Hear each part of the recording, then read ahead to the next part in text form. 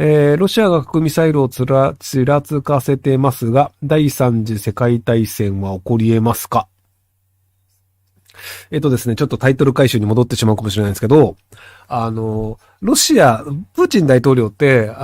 去年の段階で、ウクライナに攻めることはないって言ってたんですよ。あくまで軍事演習で、国境の周りにいることで攻めることはないですよと。で、ウクライナの中に入っていった時も、あくまで東部のドンバス地区の治安を安定させるためで、ウクライナ全土に対しての侵攻はしませんよって言ってたんですよ。で、案の定やってるじゃないですか。なので、基本的にはプーチン大統領の核ミサイル使わないとかも、信じない方がいいと思うんですよね。もう何やるかわからん人だよねっていう前提で見た方がいいんじゃないかなと思うんですけど。で、ツイッターでも書いたんですけど、プーチン大統領69歳で、ロシアの平均寿命がもう69歳とかなんですよ。なので、例えばじゃあ日本だと、平均寿命が男性だと84歳とかで、84歳とかになると、別にもう何もしなくても自分死んでしまうし、なのでやりたいことやってから死んだ方がいいよねっていう状況に人はなりがちだったりするんですよね。で、そのプーチン大統領が、今のところ、過去の間、プーチン大統領ってロシアの中では、すごい成果を上げてた人なので、もともとロシアってソ連崩壊した後ボロボロだったんですけど、で、その後ガスの輸出をしたりとかで、ある程度ロシアの景気を良くしてったんですよ。で、プーチンさんってずっと支持率高かったんですけど、で、そこで、ウクライナのクリミア半島を取ったりしてっていうので、支持率なんか8割とかでめっちゃ上がるっていう状態で、で、プーチン大統領って、ロシアの中の格言で、プーチンなくしてロシアなしぐらいに言われるぐらい、プーチン大統領自体を評価してるロシア人っていうのがいっぱいいるんですよ、いたんですよ。最近はちょっと言ってるみたいですけど、なのでSNS とかだと、プーチン嫌いって言ってるロシア人の人って結構いっぱい見るんですけど、ただ SNS を使わないでテレビだけ見ているロシア人っていうのが多数で、で、前回ロシア人の人と、日系テレ東大学っていうところで話をしたときに、テレビだけを見てる高齢者だと、未だにやっぱり7割ぐらいはプーチンさんを支持してるだろうって言っていて、なので、日本も一緒なんですけど、テレビだけ見てる人たちっていうのと、ネットを見てる人たちって、物事の評価が全然違うんですよね。で、ロシアって、未だにウクライナに侵攻してるというのは、テレビではやってないらしいんですよね。で、もともとクリミア半島っていうのはロシアのものだよねって言ってて、ロシアが取りましたと。で、東の、ロシアに近い地域っていうのも、独立国として承認しますよっていうのを、ロシアの下院で可決しましたっていう状態で、で、そこの治安維持という形で、国境に部隊が配置されているところまでは、ロシアのテレビでは流されてるんですけど、今ウクライナ全土で戦争をやっていて、ロシア人の兵隊がもう3500人とか亡くなっていて、で、ウクライナの人も400人ぐらい亡くなっていて、子供も14人死んでますみたいな情報は、テレビだけ見てる人には流れてないんですよ。なので、プーチン大統領的には、まだロシアの中では、全然権力震えてる状態なんですよね。だって知らないから、ロシア人は。で、ただ、ウクライナ兵思った以上に強すぎ問題っていうのがあるんですよ。もともとウクライナのキエフって、そんなにベラルーシから離れてないので、もしロシアが本気出したら、2日3日で落ちるだろうなっていうふうに言われてたんですよね。で、他の国の人たちも割とそう言ってたんですけど、で、ところがどっこい、ウクライナ異常に強い問題が発生してるんですよ、今。なんでみんな誤解したのかっていうと、まず2014年の時に、ロシアがウクライナに攻めに行った時に、ウクライナの生態っていうのが、25年前のソ連が置いてった武器を使おうとしたんですよ。いや、ウクライナに軍需産業があるわけでもなくて、兵隊も訓練もしなかったんですけど、武器はあると。ただしその武器っていうのは、ソ連が置いてった整備もされてないやつで、で、ロケットランチャーとかが200丁ぐらいあったんだけど、1個も動かなかったらしいんですよ。要は戦車来ました。よし、ロケットランチャー撃てって言ったら、どれも弾飛ばないっていう。で、訓練もしてないし、武器もひどいっていう状態で、ものすごい速さでクリミア占領されたんですよ。で、クリミア占領されるときに、要は最新鋭の兵器を持ってくるロシアと、弾が出ないようなものを持たされるウクライナ兵っていう状態で、ウクライナ兵もめちゃめちゃ寝返ったんですよ。いや、もう戦っても勝てないと。だって、弾出ない武器渡されて、その最新の武器を持ってロシア人と戦えって言って、いやいや、無理っすって言って、その当時のウクライナ兵って降伏したりして寝返ったんですよ。で、2014年に、で、それじゃまずいよねっていうのがあって、ウクライナって徴兵制を始めたんですよ。韓国って徴兵制の国なんですけど、なんで若い人たちって強制的にその兵隊にならされるんですよ。なりたくないって言っても兵隊にならせる。まあ、シンガポールとかもそうなんですけど。で、2014年に徴兵されて、今2022年じゃないですか。で、8年間、ウクライナで何があったかっていうのを、結構みんな気づいてなかったんですよ。僕も気づいてなかったんですけど、東のそのドンバス地区という地域が、そのロシアの兵隊がまず占領して、その後に親ロシア派と言われる、そのロシアのスパイ的な人に占領された状態が8年間続いていて、そこで内戦を8年間やってたんですよ。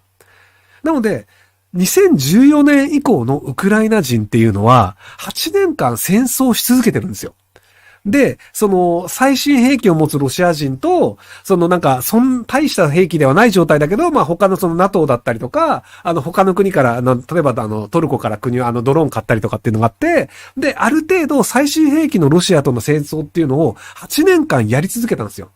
で、徴兵制なので、2年だか3年だかに1回の、まあ、その、徴兵制で元の社会に持ってかさえ。で、新しい若者がまた徴兵されるっていう状態で、で、総数でいくと、ロシアのその、東のドンバス地区で戦ったウクライナ人の、要は戦争経験者の人数でいくと、40万人になるらしいんですよ。要はその、ウクライナ人って人口で4000万人ぐらいいるんですけど、で、そのうちの 1% の40万人っていうのが、実は、そのもう銃も使って人との撃ち合いもした戦争のその訓練が終わって実戦も経験した人っていうのが、ウクライナ中にいるんですよ。40万人ね。で、ただその、ウクライナって、まあその、お金もそんなにないので、攻めに行ったら勝てないよねっていうのは分かってるので、守るために徹底するっていうのをやったんですよ。で、例えばアメリカの場合って、その兵隊って、じゃあアーカンソーで兵隊になりますって言った人が、沖縄に飛ばされたりとか、NATO、ヨーロッパに飛ばされたりとか、どこに出たか分からないところで戦うっていうのが、まあ、今の現代の兵隊って普通そうなんですよ。いや、例えばじゃあ自衛隊入りますって言ってる人が、じゃあ東京出身ですって言ったとしても、別に赴任先どこだか分かんないじゃないですか。岩国とかに飛ばされるかもしれないし、北海道に飛ばされるかもしれないし、沖縄に飛ばされるかもしれないし、どこに飛ばされるかわかんないですけど、ウクライナの場合に、一回徴兵された後に、自分の住んでる地域を守るだけの専用の部隊っていうのが作られたんですよ。40万人いる戦争経験者のうち、6万人が、ウクライナの全土の中で自分の住んでる地域でどうやって敵が来た時に戦うかっていうことだけを専門にした兵隊っていう形で、各地域で普通の生活をしてるんですよ。いや、徴兵が終わった後は一般市民なので、なんで一般市民なんですけど、例えばじゃあ戦車って、前から来るときはめちゃくちゃ強いんですけど、坂があって、で、坂に戦車が登ってったときに、その戦車の裏側が見えるじゃないですか。で、ここに、ロケット砲とか当てると、結構戦車って簡単にぶっ壊れるんですよ。いや、下にはそんなに装甲ついてないので、まあ、地雷用でついてる場合もあるんですけど、っていうのだったりとか、あと、上からの攻撃に戦車って弱いっていうのもあるんですよね。いやいや、横から砲弾って来るけど、真上から来ることはそんなにないので、じゃあこういうT 字路みたいなところをわざと作っといて、で、その T 字路で曲がって、で、曲がったところから上からロケット弾撃つとか、火炎放射器じゃない、モトロフか、火炎瓶投げるとか、っていうので、実はこういう地域のこの地区を使って、こうやって攻撃したら、うちは戦車が来ても守れるよねっていうのを、6万人のウクライナ人っていうのがずっと準備してたんですよ。8年間。っていうのも、他の西洋の人も、ロシアの人も、アメリカの人も気づいてなくて、なので、実はウクライナ人めっちゃ準備済みだったっていう。で、準備済みな状態で、そこで戦争始まりますよって言った時に、大統領がそこら中で銃配ったんですよ。映像とかでもあるんですけど、すごい雑に銃配ってるんですよ。もうトラックの上から、はいはいはいって渡してて、銃バンバンもらってて、もう誰が銃持ってるかわかんないっていう状態なんですよね。で、香港のジャーナリストのカオルさんっていう人が、キエフで日本語で、いろいろウクライナの情報を話してくれてたんですけど、で、彼も銃売ってるところとか見せたんですけど、別にもう銃の許可証とかもなくても結構買えるっぽいと。なんで銃欲しいっていうのは誰でも銃持てるっていう状態で、で、じゃあもうウクライナの人が攻めてきま、ロシアが攻めてきましたっていう状態なんですけど、で、ロシアの最新の戦車だと T80 みたいな結構最新の戦車があるんですけど、で、それはめちゃめちゃ優秀であると。ただし、戦車って、燃費めちゃくちゃ悪いんですよ。まあ、要は装甲っていう鉄の塊が上下左右についていて、で、回さなきゃいけない車輪もいっぱいついていて、で、ガソリンバンバン積むんだけど、めちゃめちゃ燃費悪いんですよね。で、舗装してる道だったらまだしも、ウクライナって、泥道で、どんどん埋まってくんですよ。重ければ重いほど、要は戦車って沈んじゃうので、進むのに余計にガソリン食うんですよね。で、ガソリン食ってる状態で、リッター1キロとかなんかそれくらいらしいんですけど、で、それでバリバリ進むじゃないですか。で、進んでった時に、ウクライナの人たちって最初攻撃しないんですよ。要は戦車と戦っても勝てないから、もう戦車を行かせちゃうんですよ。で、戦車が行った後に、じゃあここは別になんか対抗するやついないなっていうので、後ろからガソリンを積んだトラックだったりとか、食べ物を積んだトラックだったりっていう、要は戦車を働かせるための、補給部隊っていうのが後ろが来るんですけど、補給部隊を狙ってバンバン攻撃するんですよ。で、補給部隊がバンバン攻撃されると、めちゃめちゃ強い T80 っていう戦車も、ガソリン切れると何もできなくなるんですよ。で、ウクライナで、今、100だか300とかだっけ？ツイッターでちょっと一回T したんで、数字忘れちゃったんで、ちょっとツイッターで僕が書いたやつ見ますけど、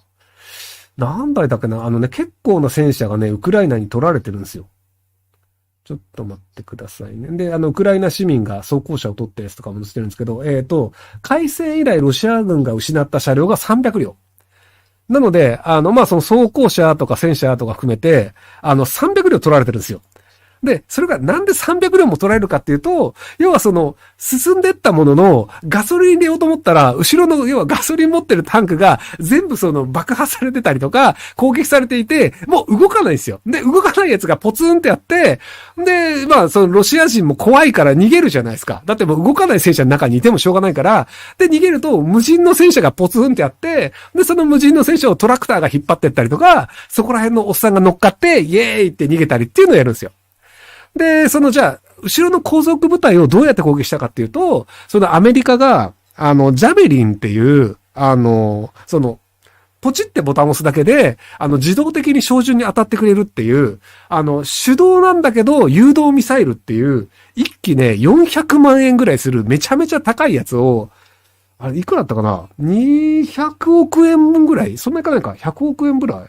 なんかね、すげえ額のジャベリンっていう誘導ミサイルをプレゼントしてるんですよ。ウクライナに。なので、そのジャベリン優秀すぎて、ヘリも当てられるんですよ。いや、戦車も当てられるし、ヘリも当てられるし、で、戦車に対して撃つときって、戦車って普通、横に装甲がついてるんですけど、ほんで、普通の戦車って、今で言う普通の戦車って、装甲に、ミサイルが当たったら、その装甲が剥がれちゃうので、で、そこで中に弾が入ると嫌なので、ミサイルが、戦車の壁に当たった途端に、アクティブアーマーって言って、戦車の壁が爆発するって、そういう仕組みがあったりするんですよ。ものすごい速さで弾が飛んできますと。で、当たった瞬間に戦車の壁の中の爆薬も爆発するので、結果としてエネルギーが相殺されるっていう、それアクティブアーマーっていう仕組みがあるんですけど、で、そのアクティブアーマーを相殺するために、最初にサブの弾頭が当たって爆発させて、その後にメインの弾頭がぶつかるっていう、そういう弾頭が2個入ってるっていう、そういう仕組みのジャベリンっていうめちゃめちゃ優秀なやつが、アメリカが提供したんですけど、で、さらにそのジャベリンって、誘導がついてるので、戦車って横から要は攻撃されるようにアクティブアーマーついてるんですけど、そのジャベリン上から落ちてくるんですよ。要は、おっさんが横からバーンって撃つと、これがターゲットですよっていうのを見ると、ミサイルが勝手に上上がって、戦車の真上から当たるっていう、そういう仕組みもあったりするんで、ジャベリンめっちゃ強いんですよ。で、もともと1機400万なんてウクライナ人買えないんですけど、ただアメリカのバイデン大統領がそこら辺どんどん供与したので、思った以上に戦車が前進めないんですよね。で、一応制空権自体はロシアが持ってはいるんですけど、ただ、制空権、要は戦闘機っていうのだとロシアが持ってるんですけど、ただ、ウクライナって、トルコのドローンを結構買っていて、12機とかあるのかな。で、ドローンって低空で飛べるんですよ。要は人間が乗ってるわけじゃないから、別に要は低空だとぶつかって怖いとかもないので、普通戦闘機だったら来ないレベルの低空を飛んでって、で、戦車は倒せないんだけど、後ろの後続部隊を攻撃するみたいなやったりするんですよね。で、そういう映像とかも上がってたりするんですけど、でそんな感じで割と、思った以上にウクライナが効率よく攻撃をしてるっていうのがあるんですよ。すいません、ピントずれてました？はい。で、ただ、時間の問題で、キエフが陥落はしてしまうと思うんですよ。要はゲリラ戦っていうのは、攻めてくる人たちの足を遅くすることはできるんですけど、やっぱり完全に全滅させることはできないので、で、ロシアの今19万人のうちの兵隊の半分の10万人ぐらいが、ウクライナの方に入っていて、で、速度は遅いんですけど、今のところもキエフは一応包囲されたらしいんですよね。ウクライナの首都のキエフ。なので多分時間の問題でキエフ自体は陥落すると思うんですけど、ただ陥落した後も、ウクライナ人っていうのはレジスタンス活動をするって言ってて、そこら中で銃持ってるやつがいて、で、さらに空軍がなくなっちゃって、攻められて飛行機なくなっちゃったっていう状態で、ポーランドと、どこだっけ？どっかね、東欧系の、もともとミグとかって、ウクライナってソ連と同じ兵器を持ってたんですけど、で、要はソ連と同じ兵器を持ってるポーランドとリトアニアだったかな？そこら辺が、空軍用の飛行機、俺ら使ってんのそのまま渡すわって言ってるんですよ。で、それってウクライナの空軍が使ってるのと同じ飛行機なので、じゃあウクライナのパイロットがそれを乗ると、そのまま、戦闘配備に入れると。要は訓練済みだし、いつも知ってる機会だから、ラトビアかなっていうのもあったりして、なので空軍がやられましたって言っても、兵器は結構周りの NATO の国から供給されるっていう状態になってるんですよ。で、ドイツからも一応対戦車ミサイル出しますよ、みたいな形になってて、ビルにピント合ってる？はい。なので、ウクライナが負けるパターンっていうのの、ちょっと想像がしづらい状態になっちゃったんですよね。で、楽天の三木谷さんが10億円払いましたとか、で、ウクライナ大使館のツイートであったんですけど、日本人の一般の人の寄付金の額が10億円ぐらいいったらしいんですよ。要はあれ ?10 億円だよね。割と日本人の人で寄付した方がいいよねっていう人が、ウクライナ大使館が、口座を開けて、違う、20億円だ。3月1日に集まった寄付金の合計が20億円近く。で、日本政府自体が200億円、サポートで、出すっていうのを見てるので、なので、日本政府200億円、一般市民20億円、三木谷さん10億円とかで、要はアジアの日本っていう国だけで、230億円ぐらいのお金がいってますと。で、多分他の国からもそんな感じでいっちゃってると思うんですよね、お金が。なので、お金と兵器は、ヨーロッパの国ガンガン出しますよっていう状態になってて、で、スウェーデンかなんかも確か兵器出すって言ってるんですよね。で、もともと別にNATO でもないし、そんなに接点ないんですけど、っていう感じで、割とヨーロッパ中の国がロシアを潰すためだったら、金でも兵器でも出すぜっていう。で、金融制裁で、スイフトっていうのの、国際銀行間取引を制限するかどうかっていうので揉めてたんですけど、もうそれも、制限するっていう方向で、ほぼ確定で動いちゃってるんですよね。じゃあドイツもヘルメットを送った時代もありましたよ。はい。で、多分、なので、ウクライナが負けるパターンっていうのって、核を使われる以外多分ないんですよ。要はキエフが陥落して大統領が捕まって殺される可能性はありますと。でも、空気感だと大統領が殺されたとしても、他の人が司令官になって、その大統領の仇を撃とうっていうので、ウクライナが一体になってしまうと思うんですよね。で、大統領が、もともとはなんか下半身出してピアノを弾いていたコメディアンだったらしいんですけど、異常に優秀なんですよね。結局コメディアンなので、人の目とかどう見せたら、どう喋ったら、人が動くかっていうのを、プロでやってた人だったと思うんですけど、で、もともとドイツが、ウクライナとロシアの戦争であって、俺たち関係ねえよってっていう話で、なので、まあ、武器は出せないよ。だからヘルメット送るわって言ってたんですけど、で、その、ドイツの、シュレーダーさんだっけかなんかと、その、ウクライナのゼレンスキー大統領が会談をしたときに、今日であなたと会うのは最後になりますと。要は僕はもう死ぬかもしれませんと。なので、僕は、欧州、ヨーロッパの理想を実現するために死にます。ありがとうございました。って言って、その会談を終わらそうとしたんですよ。で、さすがにドイツ後味悪いじゃないですか。ドイツって、ナチスドイツっていうのをやった結果、ヨーロッパにひどいことをしたよねっていうのがあって、なので、やっぱり戦争って良くないよね。なので、欧州っていうのは平和じゃなきゃいけないよねっていうのは、ドイツ人の方が骨身に染みて分かってるんですよ。で、その相手に、お前らの理想のために死ぬからって言われたら、それはさすがに後味悪すぎるじゃないですか。だから、じゃあ協力するわってなっちゃったっていうのがあって、ゼレンスキー演技力優秀すぎる問題っていうのがあるんですよ。で、ゼレンスキーさんが昨日かなんかに、ツイッターでその岸田首相と話したよっていうのを載せてたんですけど、今ゼレンスキーさんが、話したいって言って、断れる国家元首いないんですよ。例えばじゃあ岸田首相と話がしたいですってゼレンスキーさんが言ったとして、岸田首相が断ったら、もう国際問題じゃないですか。要は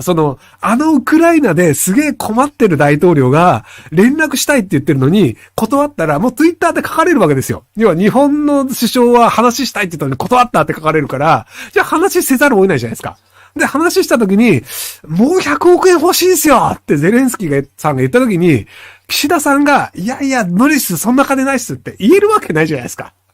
だから、じゃあ、プラス100億なら出せるよ、うちの国みたいなことになって、多分金出すってことになっちゃって、で、通常外交って、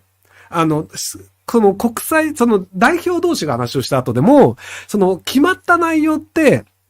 日本でもそうなんですけど、外務省の人とかが、こういう内容になりますかっていう正式な文章を作って、で、お互いに官僚が確認して、あ、確かにこれお互いに言ったよね。じゃあこれを発表しましょうっていう形で、国際的な約束として成立するんですけど、ゼレンスキーツイッターで書いちゃうんですよ。いや、本当に岸田首相が100億円出すって言ったかどうかも実はわかんないんですよ。でも、世界に向けて、ゼレンスキーさんが、プラス100億出すって岸田首相が言ってました。ありがとうございますって書いちゃったら、もうなんかそんなこと言ってねえよって言えるわけないじゃないですか、岸田首相。すいません、話が長くて、はい。っていうのもあって、ゼレンスキー優秀すぎる問題があるんですよ。話したいですって言ったら誰も断れないし、こう決まりましたってツイッターに書いちゃったらもうその通りするしかないじゃないですか。なんかもう、なんかちょっと80億円でいいとかって値切ることもできないので、なので、思った以上にね、ゼレンスキーがね、強いんですよ。で、ロシア、プーチンさんっていうのも、結局思った以上にロシア勝てないよねっていうのが、ロシアでテレビだけ見てる人たちはまだ分かってないんですけど、経営者だったり優秀な人たちっていうのも、さすがにこれロシアのためまずいでしょっていうのになってて、で、ロシアの、なんか国営銀行の会長だったり、ガスとかを、牛耳ってる経済系のオレガノフって言われる人たちも、さすがにちょっと戦争をやめた方がいいんじゃないですかっていうのを公に言うようになったんですよ。で、昔、プーチン大統領が、金持ちの、起業家で、なんかその当時資産でなんか1兆円以上持ってる人みたいのを、10人ぐらい全員呼びつけて、椅子に座らせて、で、確かその会社の資産っていうのは、ロシアが、ロシアの経済の上で成り立っていて、金持ちになってるから、何かあったらロシア政府に必ず従うっていうのを、サインしろよって言って、ペンを渡してる動画っていうのが確かあるんですよ。10年前ぐらいだと思うんですけど、いや、すげえ金持ちで、止まってる？すいません、なんか映像止まってます？大丈夫かな？確かにピントずれてますね。はい。すいません。で、10年前ぐらいにその金持ちをなんか10人ぐらい呼んで、で、これにサインしろやって言って、で、プーチン大統領が自分のペンを渡して、で、そこの起業家的な金持ちの人たちが震えながらサインをするっていうのを、なんか順番に何人かやっていくっていう、そういう映像があるんですよね。で、結局ロシアでプーチン大統領に逆らった場合って、まあ、その会社潰される可能性もあるし、その人自身も放逐される可能性もあるし、下手をするとその人の命も危ないっていう可能性があるので、プーチン大統領に逆らうってなかなか難しいんですよ。というわけで、多分その経済界も反発していて、で、ロシアで、マスターカードとビザカードが使えなくなるらしいんですよ。で、まあ一応中国の銀霊カードと JCB のカードが使えるので、一応決済自体はそれなりにできるとは思うんですけど、ただ経済制裁が思った以上に結構きついと。で、ルーブルっていうロシアの通貨の価値はめちゃめちゃ下がっていて、で、日本でいう日本銀行、ロシアの中央銀行が、その肯定部合っていうのを、9.5% から 20% に上げたんですよね。要は日本銀行が利子を 20% にしたっていうことは、例えば日本だと、じゃあ日本の銀行も普通預金でお金入れていくと 20% 利子がつくってことなんですよ。なので100万円入れると、1年後には120万円になってると。で、2年後には120万円の 20% なので、利子が22万円ぐらいついて、140万円になってるみたいな。っていうぐらいめちゃめちゃ美味しいんですよ。で、なんで美味しいかっていうと、ロシアの人たちが、いや、ルーブルやべえって言って、どんどん外貨に変えようとしてるんですよ。いや、ルーブル、今、ロシアのルーブルなんか持ってても紙切れになるかもしれないから、なのでドルとか、ユーロとかに外貨に変えようっていうのをやってて、で、ロシア政府もFX 止めようとしてるんですよね。いや、ルーブルを売って外貨買おうとするやつが多すぎるから、もう外貨取引止めてみたいになってて、で、中央銀行としても、ルーブルの預金だったら 20% も利子がつくから、ルーブルのまで入れといてっていう状態で、もう経済的にはかなりやばい状態になってるんですよ。で、これがね、僕ちょっとね、思った以上に早すぎる気はしてるんですよね。で、多分このまま経済制裁が進んでいって、で、ガスをそれは今ロシアからのガスっていうのをヨーロッパだったり日本だったりっていうのを買ってるんですけど、で、じゃあガス買いませんっていう風になると、じゃあ、ロシアはどうやって生きていこうとするかっていうと、中国に買ってもらうってことになるんですよ。で、要は、ヨーロッパも日本も買わないから、中国は天然ガスをめちゃめちゃ安い値段で買えるわけじゃないですか。なので中国はすげえお得にエネルギーが安く手に入りますと。で、要は国際間取引を止めた場合何があるかっていうと、国際間取引、スイフトね、国際間っていうのは、実は西洋諸国っていう意味で、中国は含まれてないんですよ。なので、スイフトっていう国際間取引からロシアを除外した場合に、ロシアは中国とめちゃめちゃ仲良くなって、中国にいろんなものを買ってもらって、中国はめちゃめちゃ安く物が買えるっていう状態になって、このまま行くと中国がめちゃくちゃ強くなるんですよ。で、要は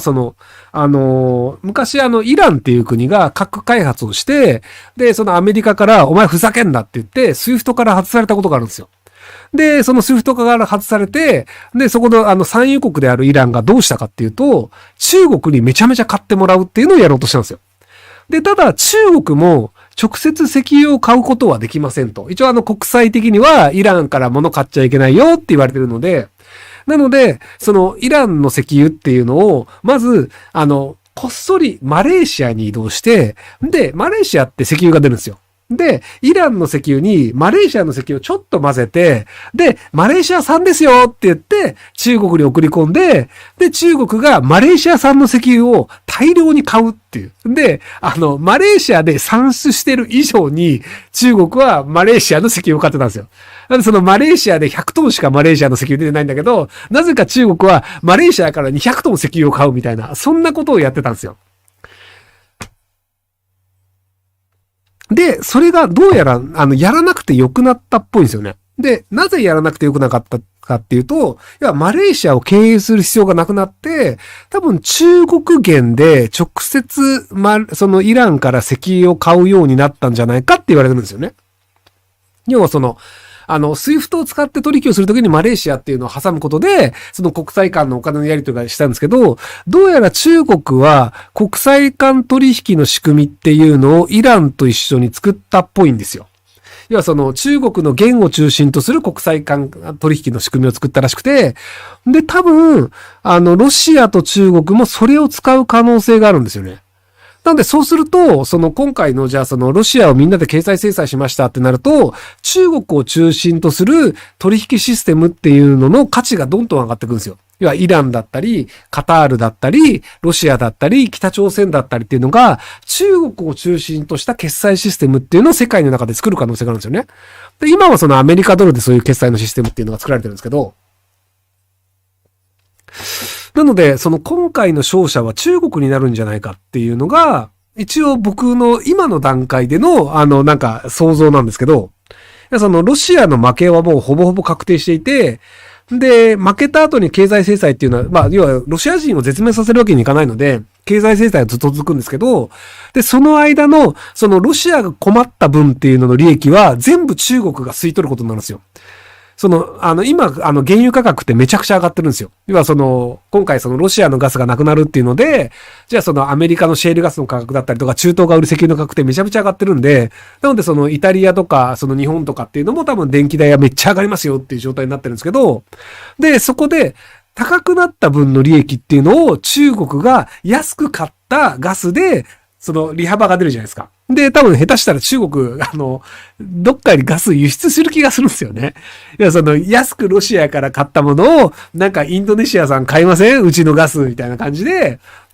それなりの値段で売るみたいな。っていうので、多分、その、東西冷戦っていう形で、そのロシアと、西側のヨーロッパが戦うっていうのがついてたんですけど、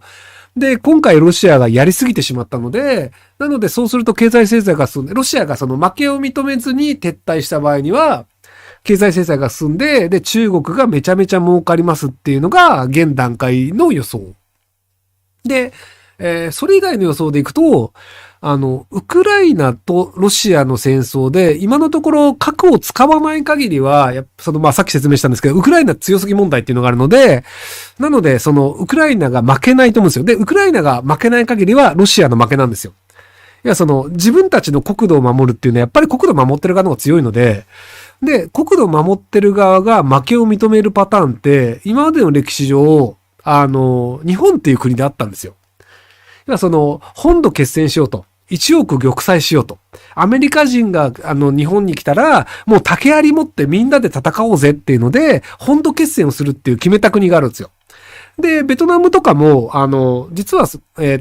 界で一番強い国はどこなんだっていう、よく議論になるんですけど、中国って軍事力強いじゃないですか。で、中国と戦争して勝ったことがある国っていうのでいくと、ベトナムって勝ったことあるんですよ。で、アメリカとベトナムって戦争したことあるんですけど、ベトナム勝ってるんですよ。なので、実は勝ったか負けたかっていう勝ち星でいくと、ベトナムって中国とアメリカにも勝ったことある最強国家なんですけど、なぜ最強国家かっていうと、本土決戦をした場合、その国を倒すってめちゃくちゃ難しいからなんですよ。で、ベトナムはナパーム弾は落とされたんですけど、核は落とされなかったんで、本土決戦し続けた結果、諦めたんですよ。で、アメリカって強い国ですよねってなってるんですけど、アフガニスタンと戦争したじゃないですか。負けたんですよ。アフガンから無条件撤退したんですよ。アメリカ軍って。なので結局、アフガニスタンの人たちが本気で戦って国土守るぜってなっちゃうと、いくら優秀な兵器を持っていてお金もあるアメリカでも、やっぱり勝てないんですよ。なので基本本土決戦って大体本土守る側が勝つんですけど、唯一負けた例っていうのが日本なんですよね。日本も本土決戦やる気満々で、竹槍でもうなんか飛行機落とすぜって言ってたんですけど、核ミサイル2発落とされて、これ絶対無理だわってなったんですよ。広島で何が起きたかっていうのは当時の軍部は分かってなくて、一瞬で広島と一切連絡が取れなくなったんですよ。要はミサイル落ちましたって今だからみんな分かってて、核が落ちたんだってなるんですけど、東京の人たちから見ると、広島からの連絡が一切突然なくなるんですよ。で、広島近郊も一切連絡が取れなくなるんですよ。どういうことって思ってて、どうやら何か新型爆弾のようなものが落ちたらしいっていうのが、周りの地域から連絡が来るんですよね。広島からちょっと離れた山口県だったりとか、兵庫県とかから、なんかすげえ光ったけど、なんかあったっぽいよ、みたいな。っっていう状態で、広島とんでもないことになったけど、どういう状態かすらわからないっていう状態が8月6日で、で、3日後に長崎から連絡が途絶えるんですよ。その3日後の長崎で、なんかあったらしいと。でも何があったかわからんけど、連絡がつかないと。で、これはもう防ぐの無理だよねと。で、結局じゃあ東京に落とさなかったのは順番の問題で、次東京落ちてきたら、俺たち死んじゃうじゃんと。で、皆さんご存知ないかもしれないですけど、日本人って、日本人を守るために戦争してたんじゃなくて、日本の政治家を守るために戦争してたんですよね。要は日本の政治家って、アメリカに負けると、アメリカの人たちから、追及されて、死刑になったりとか、刑務所に入れたりするじゃないですか。なので、日本人が死ぬのはどうでもいいんですけど、日本人の政治家が生き残るために、絶対勝てない戦争を続けさせられてたんですよ、日本人は。ところがどっこい、原爆を落とされたら、俺たち死ぬじゃんっていうのが、日本の政治家も分かったので、もう全面降伏しますと。なので、無条件降伏っていう形で日本が負けたんですよ。で、ウクライナの場合であれば、政治家の人たちも死ぬ覚悟はしてるんですよね。ゼレンスキー大統領は。なので、ゼレンスキー大統領は死んでもいいと思うんですけど、死んでもいいと思って戦ってると思うんですけど、ただ民間の、じゃあ一般大衆がバンバン死んできますってなったら、じゃあさすがにもう俺たち戦うって言えないよねっていう可能性があるんですよ。で、そのために今、ロシアって、住宅街に、クラスター、要は飛行機から、ちっちゃい爆弾をバンバン落として、住宅地とか、団地とかが、バカすか民間人死ぬっていう状態をやってるんですよ。で、地域によっては、もう廃墟だらけになっちゃったりするんですけど、で、これをやって、これ、やられたくないでしょ、全土で。要は、これだけ民間人が死ぬ状態っていうのを、ウクライナ中でやられたら嫌でしょ。だから、降伏してくださいね、ウクライナ政府さんっていうのを、今、プーチン大統領やろうとしてるんですけど、ただ、要は今、住宅街とかに爆弾を落とされてる状態でも、ウクライナやる気満々なんですよ。なので、そうすると、多分ロシアとしては、それよりも強い脅しの手段というか、強い手段として、戦略核、戦術核っていう表現があるんですけど、広島とかに落としたやつって戦略核って言われてて、都市丸ごとなくなるってやつなんですけど、一部分だけ、要は北区だけ、吹っ飛ばすみたいな、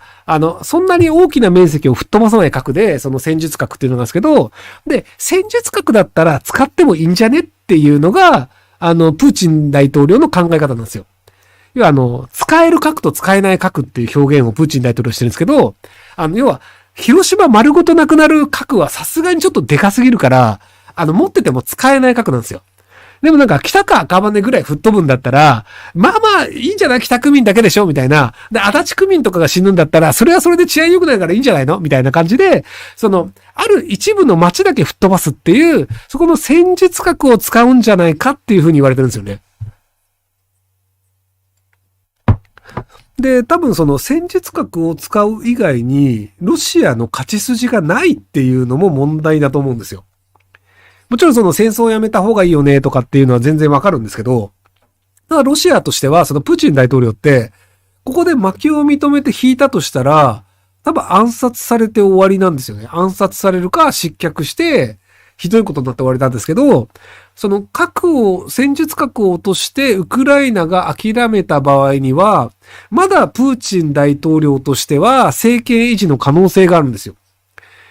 で、一応プーチン大統領の言い分としては、ロシア人がウクライナの中で虐殺をされていて、それを止めるために、ロシアとしてはウクライナに侵攻しました。で、いやいやながら戦術核を落としました。その結果、ウクライナが降伏したので、ロシア人の虐殺が止まりました。なので、これはロシア人のためですよっていうストーリーであれば、ロシア人は結構納得する可能性が高いんですよ。なぜならテレビしか見てない人の方が多数派だから。まあ日本も一緒なんですけど。で、割と僕酔っ払ってて何の話をしてるのか忘れちゃったんですけど。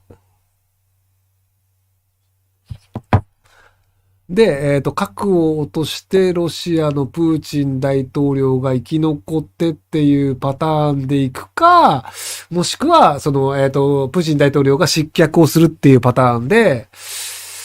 プーチン大統領が、割とパーキンソン病なんじゃないかっていう説っていうのが、割とまことしやかに言われるようになっていて、僕も2日前ぐらいにツイッターで書いたんですけど、で、マクロン大統領が5時間ぐらいプーチン大統領と話をしたんですけど、ちょっと昔の彼とは違うよねって話をしてて、で、アメリカの大統領側も割とそういう、なんかプーチン大統領ちょっと人としてどうなのっていう状態になってんじゃないのっていうのがあって、で、報道官の人が同じような質問を受けていて、要はアメリカの記者から、プーチン大統領も真っ当じゃねえんじゃねえのっていう質問をして、で、一応プーチン大統領の健康問題というのは、一応国家機密なので、で、どういう状態であるというのはアメリカの国としては断言はできないけども、危惧していますみたいな表現を確かしてたんですよね。なので、プーチン大統領、実はもうちょっとおかしくなってるんじゃないか説っていうのも結構あったりするので、で、そうすると、何を、要は、ウクライナ本土に攻めないって言ってた人なんですよ。2年前かなんかに、プーチン大統領が論文を出してるんですよね。要は、ウクライナとロシアというのは一つの家族である。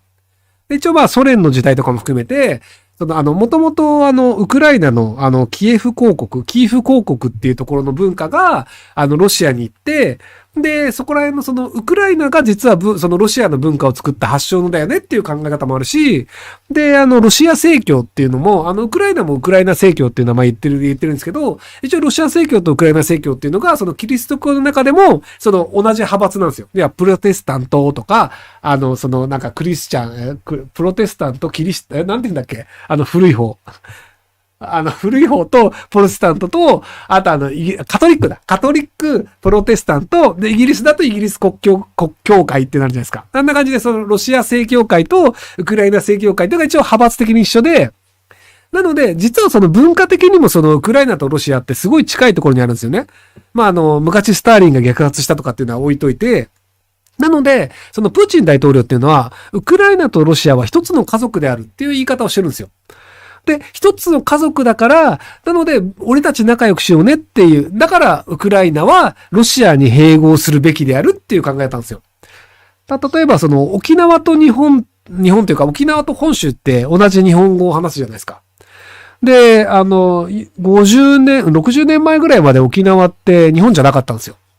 でも一応日本語も喋るし、じゃあ日本だよねっていう形で今のところいるんですけど、で、江戸時代とかにまで行くと、やっぱりその時代って琉球王国っていう別の国だったんですよ。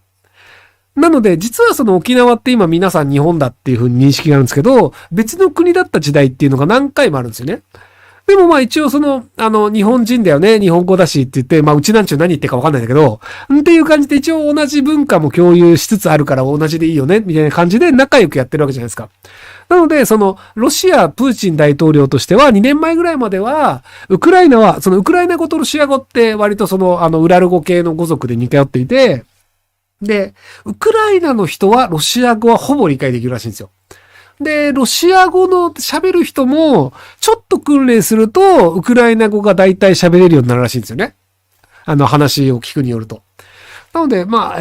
えとしてちょっとずれてるかもしれないですけど、多分関西弁と沖縄弁ぐらいな感じだと思うんですよね。なので、僕沖縄、関西弁を喋ることはできないんですけど、関西弁言ってる人の意味はわかるんですよ。で、沖縄のうちなんちゅうは何言ってるか本当にわかんないですけど、ある程度はわかるじゃないですか。っていうぐらいな感じの言語の違いっぽいんですよ。で、文字的にも大体一緒なんですよ。僕はウクライナに旅行に行ったことなんですけど、で、僕ロシア語は一応読めるので、なので駅名とかは一応わかるんですよ。ウクライナ語で書いてあったとしても。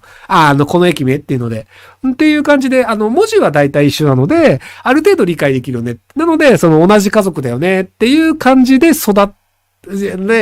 ってたんですよね、プーチン大統領は。なので、じゃあ、ウクライナの中にロシアで虐待されてる人がいるから、それを助けなきゃいけないとか、で、じゃあウクライナっていうのは別にもうロシアと一体なんだから、じゃあもうロシアの連邦の一つとしてウクライナっていてもいいよねっていうところまでは、割と正当性がある、主張ではあったんですよ、プーチン大統領は。で、ところがどっこい、虐殺始めちゃったんですよね。まあ、虐殺ではないんですけど、その民間人に対して、要はクラスター爆弾落としちゃったりとか、子供殺しちゃったりっていうのを始めちゃったので、そうすると、ロシア人としても、正当性がなかなか自分たちで説明つかないんですよね。で、本当かどうかわかんないんですけど、ロシアの兵隊で捕まった人っていうのが、ウクライナの人に捕まった人がいて、で、お前何してんだよと。要はウクライナ人としても、ロシア人はある程度味方だと思ってたんですよ。だから沖縄と日本みたいな感じで。で、お前なんでロシア人なのにウクライナ攻めてきてんのおかしくねって話をしたら、そのロシア人の若者が、俺はモスクワにいると思ってたと。いや、自分がまずどこにいるかがわかんないんですよ。だって言われた通りに、搬送されて、じゃあお前これ乗ってこっち進めって言われて、言われた通り進んでるだけで、てっきり軍事訓練をしてると思ってたんですよ。で、軍事訓練をモスクワの近郊ですると思ってたらしいんですよね、その若者は。ロシアってめちゃくちゃ広いので、要は土地勘ってない人は全くないんですよ。なので、中央ロシアとかに住んでる人っていうのは、連れてこられたら自分がどこだかわかんなくて、で、これから訓練やるぞって言われて、訓練ですねって言って進んでったら、で、これ撃てって言われて撃ってて、で、あれ人死んでねみたいなので、これ訓練じゃねえじゃんっていう状態で捕まって、で、お前何しに来たんだって言われて、いや、モスクワで訓練って言われてやってるんだけど、みたいなので、で、ウクライナ人にめっちゃ怒られる。で、怒られて泣いちゃうっていう。じゃあ、ロシア兵としても、要は10代とか、20代前半とかで、戦争したことない人がほとんどなんですよ。要はロシアって戦争っぽい戦争って実はしたことがなくて、チェチェン紛争とかっていうのも、あれって、一部テロリスト的な人がいて、で、そこに対して特殊部隊をバーンと送り込んで、1日2日で制圧して、はい、終了っていう、作戦の一部でしかなくて、要は他の国に攻め込んで、何日もそこを占領して、そこの国民を敵にするっていう訓練はしてないし、体験もしないんですよ。なので、ドンバス地区の映像で上がったやつがあると思うんですけど、ロシアの兵隊に対して、ウクライナのおばあちゃんが、お前らのポケットにひまわりの種を入れろって言ってる映像が上がってるんですよ。で、おばあちゃんっていうのが、まず、丸腰で、ロシア兵に近づいていくんですよ。で、お前ら何しに来てんだ帰れと。で、ロシア兵としても訓練で来てるだけで、いやいや、このおばあちゃん何なのみたいな。で、おばあちゃんがポケットにひまわりを詰め込めとかわけのわかんないこと言ってるんですよ。で、ちょっと今訓練中なんで危険なんで離れてもいいですかっていうのが、神戸学院大学の岡部先生の役なんですけど、どうやらロシア人敬語を使ってるらしいんですよ。ウクライナのおばあちゃんに。それは訓練で、今訓練中だから危ないからおばあちゃん近づいちゃいけませんよって言ってんだけど、おばあちゃん的には、お前ら何時来てんだ帰るよみたいな。で、ポケットにひまわりの種を詰めろっていうのが、ウクライナって、上が黄色で、下が、上が青で、下が黄色っていう旗なんですけど、で、それが小麦の黄金と青空っていうところを出してて、で、国の花がひまわりなんですよね、黄色い。なので、お前らがポケットにひまわりの種を入れて死んだら、お前らの死体を養分にしてひまわりが育つぞっていう、そういうおばあちゃんなりの脅しなのかよくある表現なのかわかんないんですけど、すげえ表現するなと思って。いや、お前らの死体にひまわりが咲くためにお前らのポケットにひまわりの種を入れろっていう。で、おばあちゃんが言ってるっていう。でもロシア兵としては、お前ら死ぬぞって言ってるんだけど、でもロシア兵もおばあちゃんに対してちょっとどう言っていいかわかんないから、ちょっと離れてもらっていいですかみたいな。ロシア兵全然戦う気ないっていう、そういう状態なんですよね。まあ素敵な表現って言っても、お前ら殺すぞ死ぬぞって言ってて、で、実際本当に4000人近くは、ウクライナの中でロシアの若い若者たちは死んでるんですよ。で、多分彼らの中で、自分たちが何をして何のために死んだか分かんない人の方が多いんじゃないかなと思うんですよね。ウクライナに攻めに行こうぜ、おーって言って始まった戦争じゃないんで、言われた通り、じゃあここに進め、で、ここを確保しろ、安全を確保しろって言われて、言ってたら、いつの間にか撃たれました、攻撃されました、火炎瓶投げられました、死にました、捕虜になりました、っていう状態なんですよ。ロシアのモチベーションめちゃめちゃ低いんですよね。で、ウクライナとしては、モチベーションめっちゃ高いっていう。ウクライナって治安悪いの